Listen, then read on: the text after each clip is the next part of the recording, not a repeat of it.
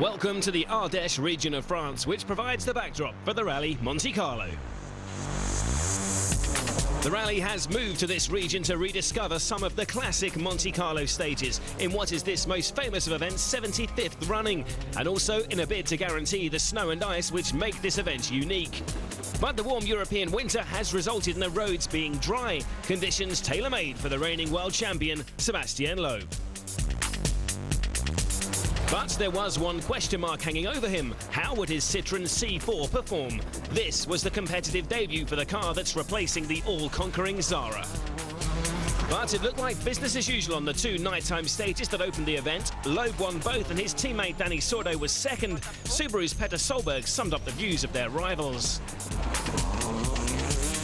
Still, the Citroën, bloody hell. And it got better and better for Citroën in the daylight of yesterday, with Loeb and Sordo trading stage wins. Sordo was putting in a great performance and had even challenged for the lead on the earlier stages, but by the end of the day, Loeb had reasserted his authority and held a lead of 25 seconds. Everything is perfect at the moment. We have a correct gap with Dani now, and so hopefully we can keep it tomorrow. Marcus Grönholm won here last year for Ford. He may have been the most likely challenger to Loeb this year, but gear selection problems and tyre choice based on the expectation of wetter, colder conditions left the Finn in a frustrated third position. Subaru's Peter Solberg was also struggling. He finished the day in 7th, but stated that he was happy with his progress as he learned more about these new BF Goodrich tyres. But his teammate Chris Atkinson seemed to be getting used to the new rubber pretty quickly. He would end the day 4th.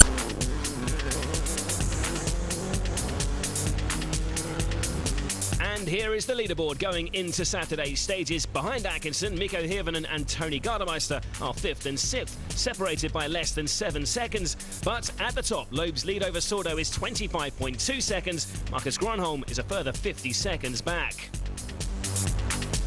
This is where we are in the world. The rally is based to the north of Monte-Carlo in the town of Valence on the River Rhône. Stages number 9 through to 14 make up today's action. So with just the short super special in Monte-Carlo tomorrow, it could all be decided today.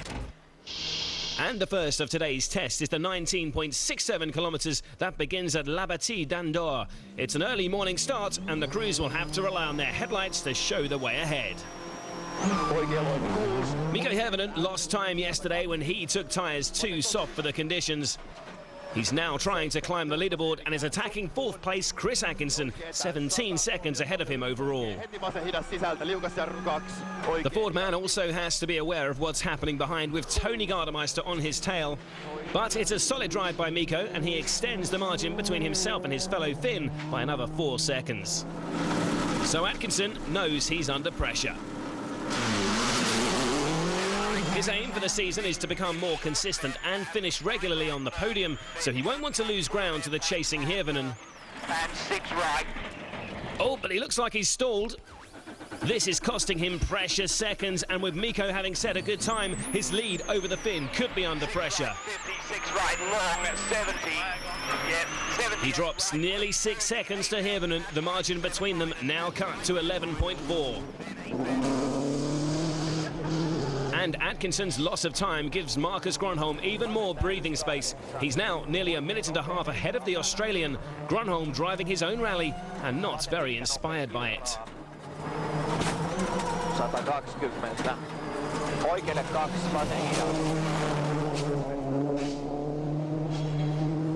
2 Ahead is Dani Sordo. The Spaniard says the C4 is faster than the Zara, but it's longer and wider, so it's a little less neat in twisty sections, which isn't an issue here.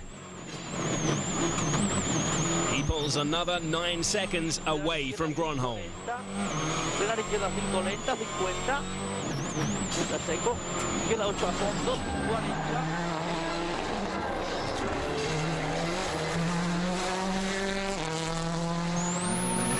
It's already looking good for Sébastien Loeb.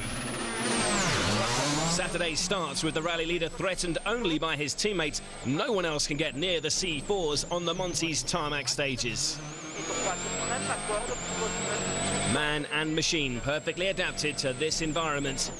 He wins his 6th stage of the rally, beating Sordo by just over a second and the rest of the field by 10 seconds at least. Loeb's lead now stands at 26.3, with the top three fairly spread out. The battles to look out for are between Atkinson, Hirvonen, Gardemeister and Solberg, who are covered by less than 30 seconds. The spectators already gathering for the next stage at St Bonnet. That's coming up after the break.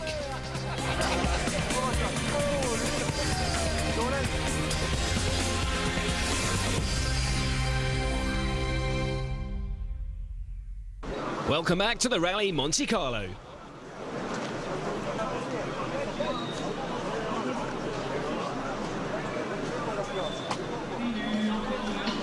Fans from all over the world have made the pilgrimage to these stages, including these guys from Mexico. And they're waiting for the cars on stage 10, St Bonnet. Next year, go to Finland. Go to Finland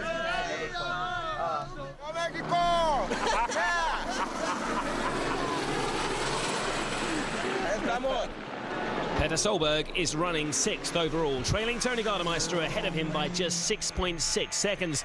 The Norwegian's aiming to score what points he can until he gets the new Impreza in Mexico. So he's hoping to overhaul the Finn. 100, keep right to the crest, 6 left. Oh, but he's gone wide there. A great recovery by Petter. He pulls the car back onto the road. That could have been the end of his rally. And look at the replay here. Co-driver Phil Mills braces himself in readiness for a big off. 40, slight left of the crest, 6 right. And despite that moment, the Norwegian is faster than Gardemeister in this stage.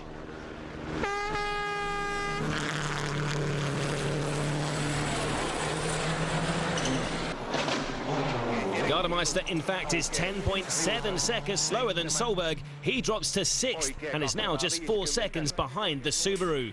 Pitkä oikein täysmiinus, ehkä 100. Mikä siinä oli? Ei luista nyt oikein. Oikein täysmiinus, lyhyt 8.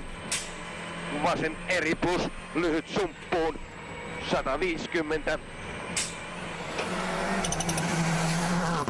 Another driver with a fight on his hands is Mikko Hirvonen. He's been successfully holding his position ahead of Solberg and Gardemeister, but is also trying to attack 4th place Chris Atkinson. Hirvonen finished this event for the first time last year, so he'll certainly be determined to stay on the road. Caution can cost time, and he too can't match Solberg's pace.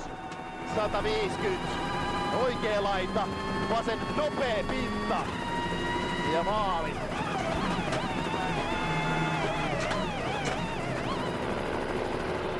So Atkinson comes into the stage, knowing that his teammate has been fastest so far.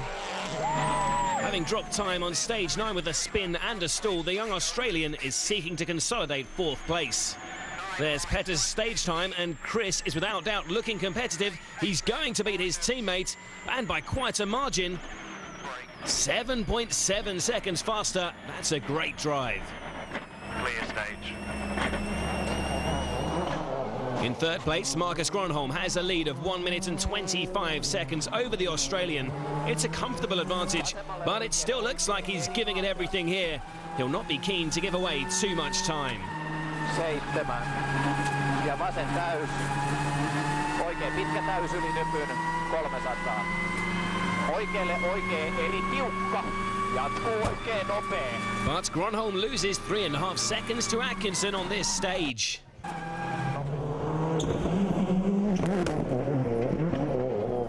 Now, no car other than a Citroën has won a stage here so far, so let's see what Danny Sordo can do. At just 23, this young man is really looking good. He did have a tough time at the end of last season, but he's come back looking all the more impressive, even bettering the stage times of his illustrious teammate a couple of times yesterday. But can he match an Aussie on the attack? No, he can't. How much slower is he going to be?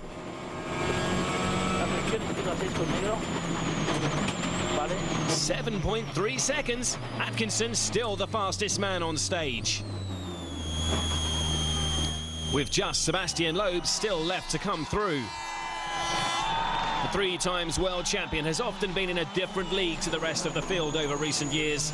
Now, though, his young teammates perhaps a little too competitive for comfort.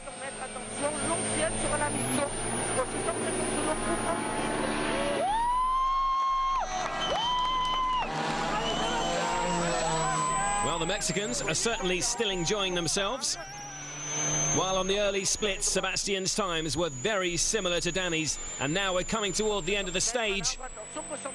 And look at that, he's lost time to the Spaniard over this final sector. No chance of beating Atkinson, and Seb's nowhere near Danny. He's 7.9 seconds slower. Loeb's problem in those final few kilometres was that on hearing that his splits were comparable to Sordo's, he backed off. But his reduced pace meant his hard compound tyres started to cool and he began to lose grip. The virtual spectator shows here just how dramatic his reduction in speed was, losing seconds to Sordo over just a few hundred metres.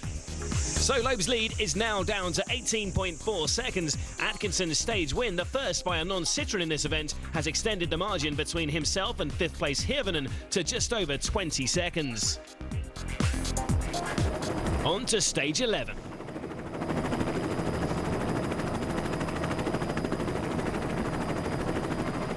And there was no backing off from Loeb here. He beat Sordo by more than 10 seconds. This man is far too good to make the same mistake he made in stage 10 again.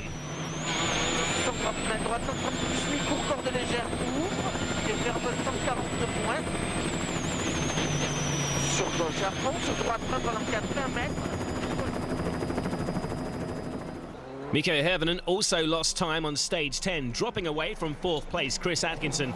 But he too is out to make amends on stage 11 and he blasts through the stage. He beats Sebastian and makes it a second non-Citroën fastest time, his first ever stage win on this event, and it means he closes again on Chris Atkinson.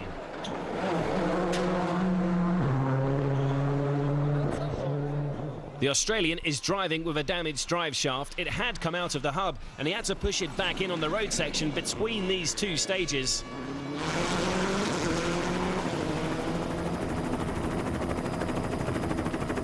No doubt he'll be driving with a certain amount of caution, not wanting to risk a rally-ending mechanical failure. So his lead over Mikko is cut to less than 9 seconds.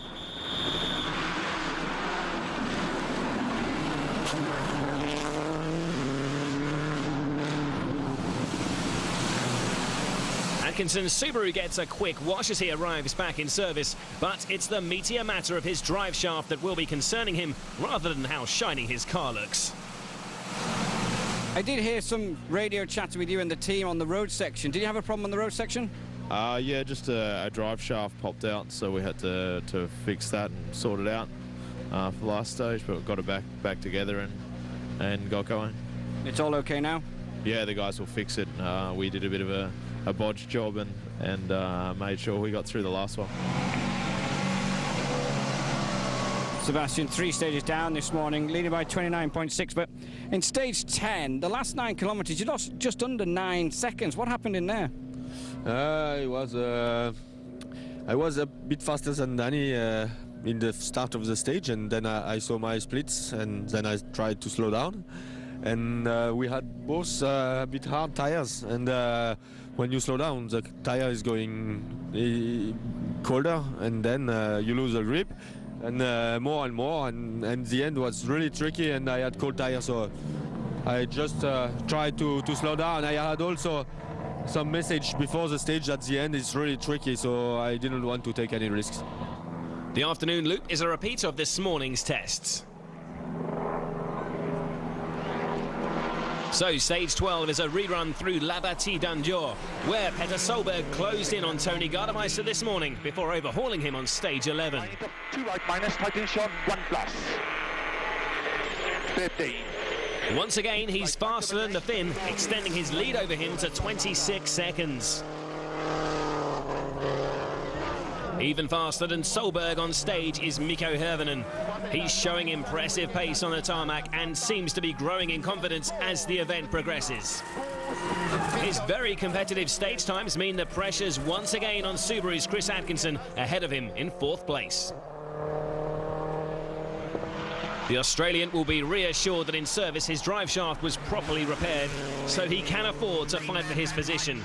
He has a lead of just 8.9 seconds over the Finn, and that's the time he has to beat to hold on to 4th, 10 minutes and 54 seconds. He's going to be hard-pressed to keep inside that target time. This is going to be tight. Here come the finish boards. No, he's lost fourth place to Hirvonen, but is just 0.4 of a second behind his rival. A good stage for one of the Fords then, with Mikko moving up the table. Marcus Gronholm can't expect to overhaul the Citroens unless one of them makes a mistake. Vasen eri ja vasen eri pyöreä suppu 120 ja oikein pitkä nopea kirraa.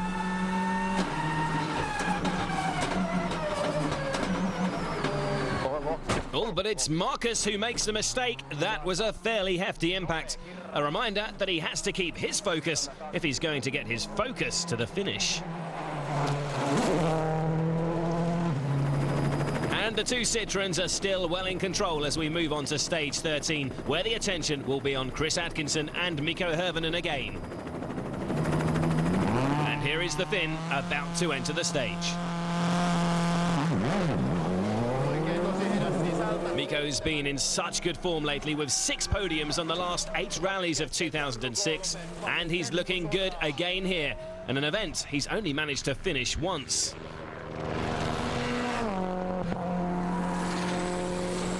Atkinson, though, has been driving well too. Like Mikko, he's got his first Monte-Carlo stage win today, and rally fans will know he's capable of driving exceptionally quickly.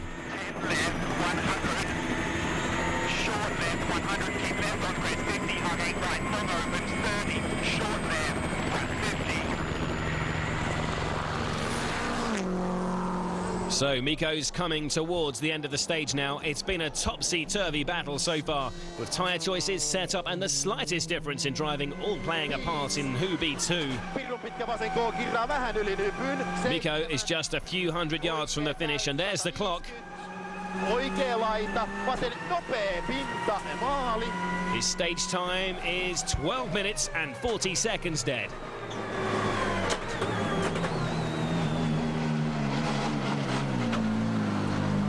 We have had the same problem with the brakes than before, and it was not. I didn't have a good confidence in every braking, so not a good stage, but we'll see. Here's Atkinson heading towards the final section of the stage. The split suggests he might just have an advantage over Mikko, but stages aren't won or lost until the finish line. Remember, he's just 0.4 of a second behind, and there's the time he has to beat to regain 4th place. And I think he's going to do it. Yes, he's much faster and has retaken 4th place.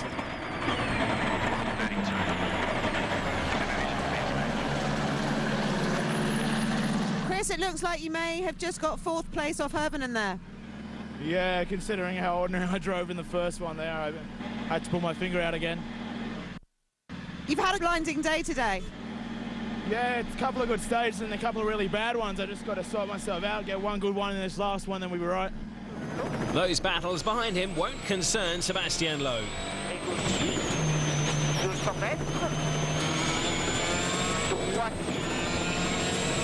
The rally leader is playing it safe and is content even to lose time to his teammate. Seb's only 6th fastest on stage, dropping 6.7 seconds to Danny Sordo, but he still leads the rally by more than 23 seconds. Confirmation there that Chris Atkinson retakes 4th position, but this battle looks as if it could go all the way. All other positions in the top 8 remain the same. Loeb's the big draw for the local fans as he leaves the end of stage 13, but it's the battle for 4th place that's holding our attention. The last stage of the day is coming up after the break.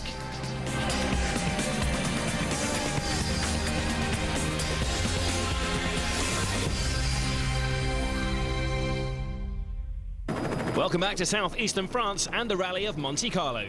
Before we go into the final stage of the day, let's catch up with what's been happening to some of the drivers lower down the leaderboard. Henning Solberg has struggled in the Ford this weekend, and he was lucky to get away with this spin on stage 10. He's 15th overall.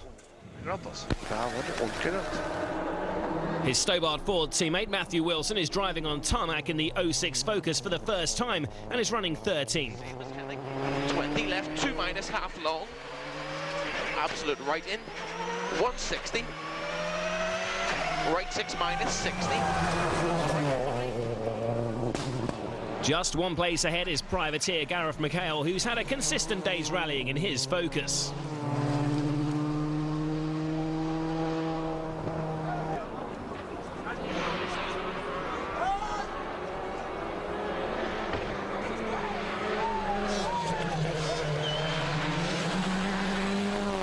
Manfred Stoll's brake problems cost him a points position yesterday, and his Zara's front brakes have failed again today. He's 11th. Okay, wir 3 lang, Achtung, Achtung. In 10th place is Jean-Marie Quoc, driving a Peugeot 307. A couple of top 6 stage times this morning show he's not without talent.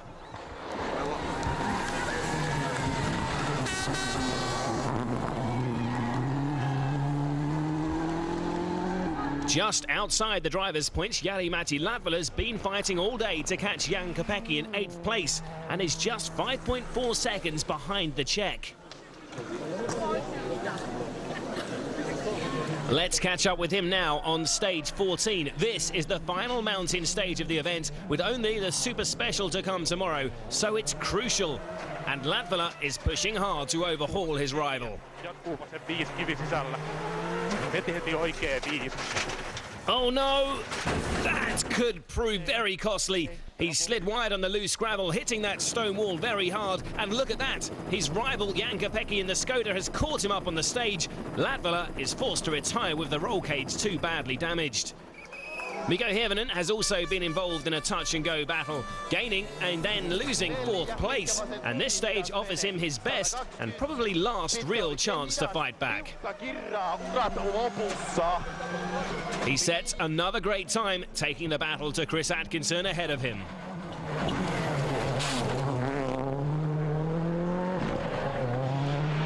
Well, let's find out if Atkinson can hold out. He's 7.2 seconds ahead of the Finn coming into the stage. Remember, it's a first competitive drive for Chris on BF Goodrich rubber. He seems to have made the transition from Pirelli very cleanly. There's the time he has to beat to retain 4th place. Once again, this could be a tight finish. There's scarcely anything in it. Will he do it? No! So close, but he's lost out again and will go into the Super Special tomorrow, just 0.8 of a second behind his rival. No such tension as far as Marcus Gronholm is concerned. He's been under no pressure today, though he still managed to break a wheel rim when he hit the bridge on stage 12. He's still secure in 3rd place. Similarly secure is Danny Sordo ahead of him, and what a fantastic performance this has been from the Spaniard. His first rally in the C4, and he's driven as if he's had the car forever. He's in line for a 2nd place finish. And in line to win the 75th Monte-Carlo Rally is its 3 times winning partnership of Sebastian Loeb and Daniel Elena. So, even with the rally moving away from the route they know, it still posed them no problems.